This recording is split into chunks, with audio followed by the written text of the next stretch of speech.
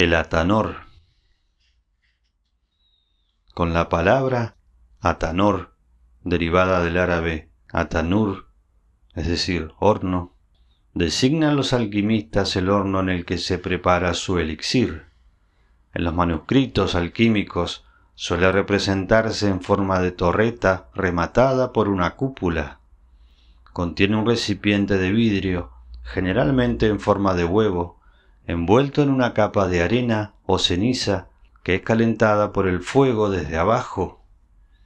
Todo esto, además de su utilidad práctica, tiene también un significado simbólico, pues si bien los hornos de este tipo se empleaban para toda clase de operaciones metalúrgicas y químicas, el verdadero atanor, el utilizado para la obra mayor, no es sino el cuerpo humano y por consiguiente una imagen simplificada del cosmos.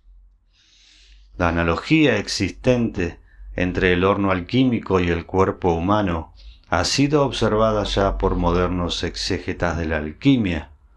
Sin embargo, no hay que buscar una similitud anatómica, pues el cuerpo humano, desde el punto de vista alquímico, no es el cuerpo visible y tangible, sino una amalgama de fuerzas psíquicas que se apoyan en el cuerpo o que son accesibles por medio de los sentidos corporales. Cuando se dice que el atanor habita en el corazón, se expresa con ello una relación entre alma y cuerpo similar a la que, de modo mucho más sutil, informa el símbolo alquímico del atanor. La triple envoltura de paredes de barro, capas de cenizas o recipiente de cristal representa otros tantos estratos o envolturas de la conciencia interior físico-psíquica. Lo más importante del horno es el fuego. Los alquimistas indican con frecuencia que el calor que transmuta la materia contenida en el recipiente debe ser de tres clases: el calor directo del fuego, al calor uniforme del baño de arena o ceniza en el que el recipiente se halla inmerso como el huevo en el nido, y el calor que se genera en la materia en sí y que actúa de modo autónomo, lo que hoy se llamaría el calor de la reacción química. El fuego representa evidentemente la fuerza erótica que debe ser excitada y dominada para provocar la concentración interna, por lo que puede comprenderse también por qué los alquimistas previenen siempre contra el fuego demasiado vivo o inconstante. Una llama excesivamente fuerte podría quemar la flor del oro.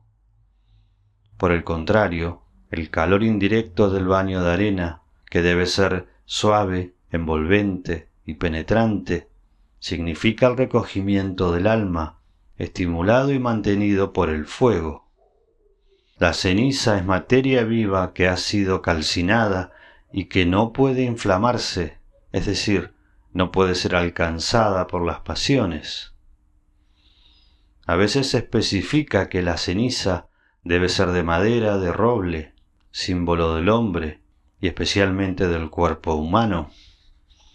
Por fin, el calor que actúa en la materia encerrada en el recipiente y del que dicen los alquimistas que se encuentra latente en todos los cuerpos y que solo hay que despertar, es una manifestación de la fuerza vital interior. Los maestros hablan también de tres fuegos: artificial, natural y antinatural.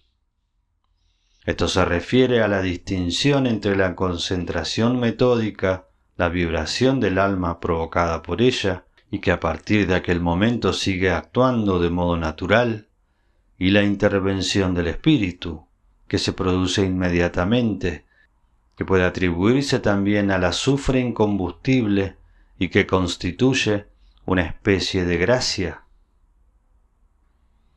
El fuego es avivado por una corriente de aire que circula en el horno a través de unos respiraderos, o con un fuelle, lo cual indica que en la concentración alquímica la respiración regulada debía de desempeñar cierto papel como en el yoga.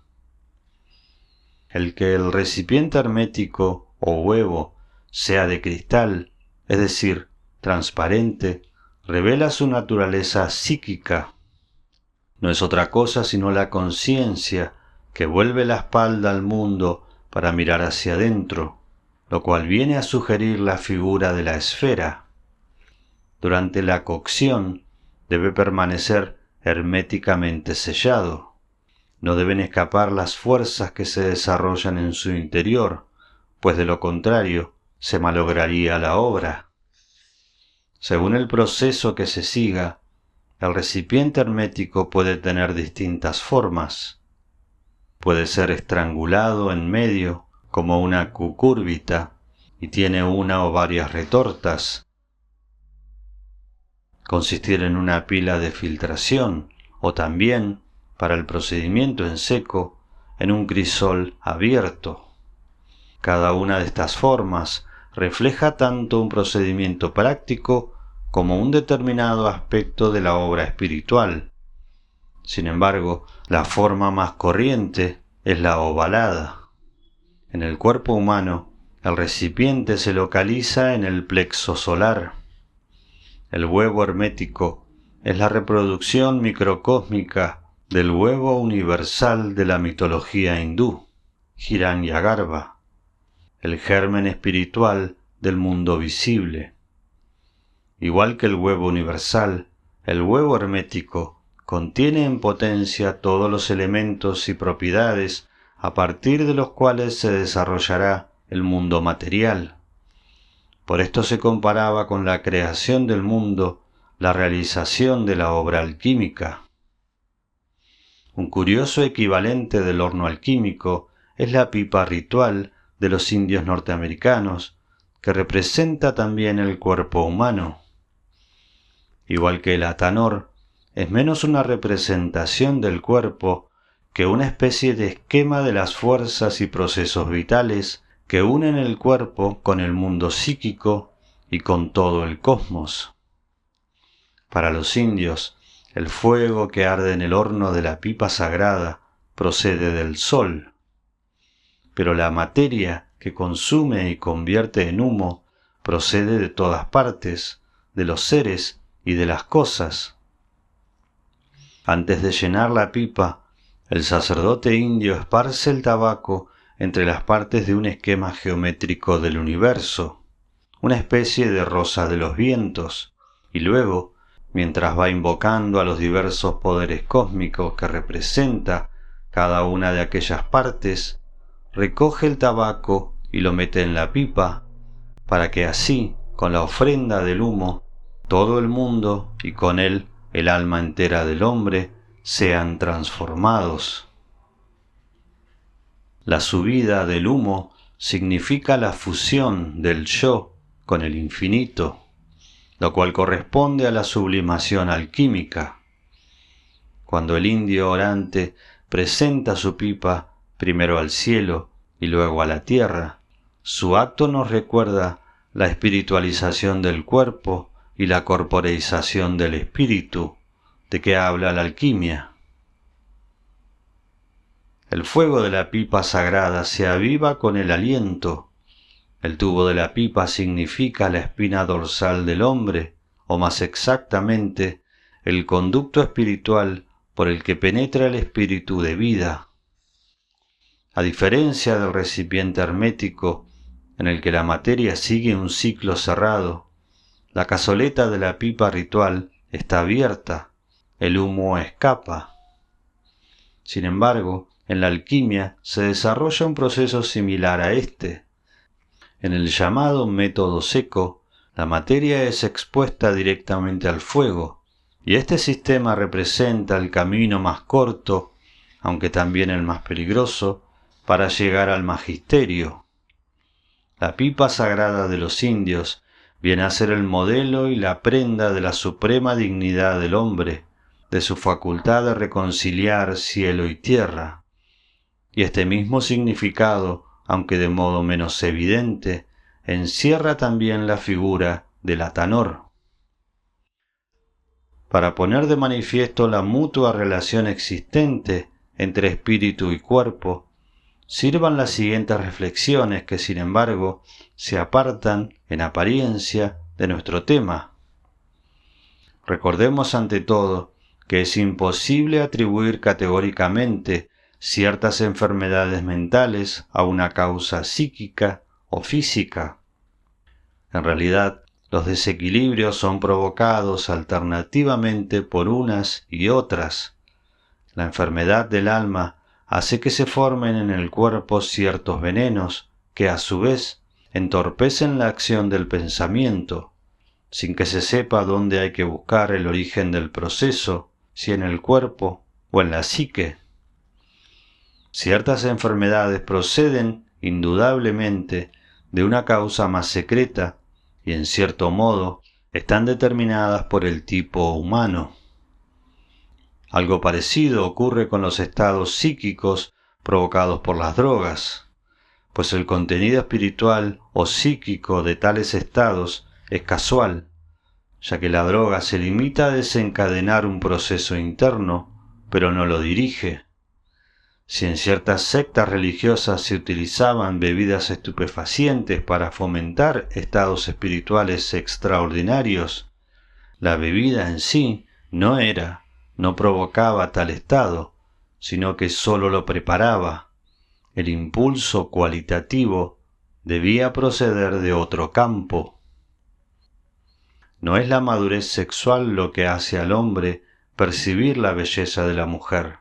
No obstante, si por algún defecto físico no llega a alcanzar esta madurez, es posible que aquella belleza, que en sí es independiente del atractivo sexual, nunca llegue a penetrar en la conciencia.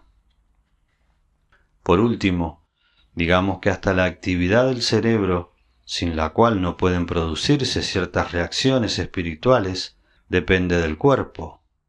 Por otra parte, también puede darse el caso de que estados espirituales extraordinarios que rebasen el entendimiento puedan paralizar transitoria o permanentemente la actividad del cerebro. En este caso, bien conocido en los mundos que poseen tradición espiritual, el contenido, por así decirlo, rompe el recipiente, lo cual viene a demostrar, en el aspecto negativo, la importancia que tiene el fundamento corporal para un arte espiritual. La combinación natural entre espíritu y cuerpo conduce al observador superficial al materialismo. Sin embargo, quien sepa ver en su justa perspectiva la relación de las cosas, podrá comprender que los distintos planos de la realidad se corresponden como modelo y copia. Todo el cosmos está construido simbólicamente. El ojo ve no porque pueda captar de una manera determinada las radiaciones de la luz, sino porque en el plano corporal reproduce el ojo espiritual, y por lo mismo su forma se asemeja a las de las luces del cielo. El oído oye porque es similar al espacio cósmico en el que suena la palabra eterna.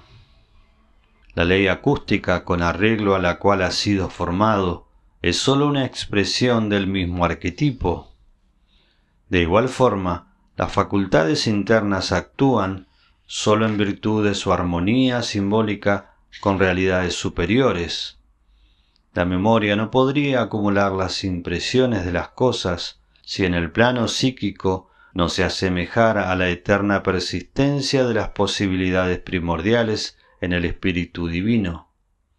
La imaginación carecería de sentido si, a su manera, no participara de la propiedad plástica de la materia prima, y la palabra no tendría significado si el espíritu no fuera la palabra de Dios.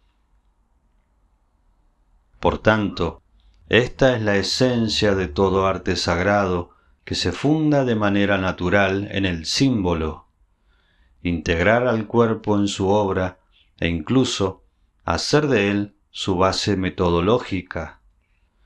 El asceta despierta al cuerpo no como símbolo, sino porque ve en él el caldo de cultivo de las pasiones. Alquimia de Titus Burckhardt @audiolibro humano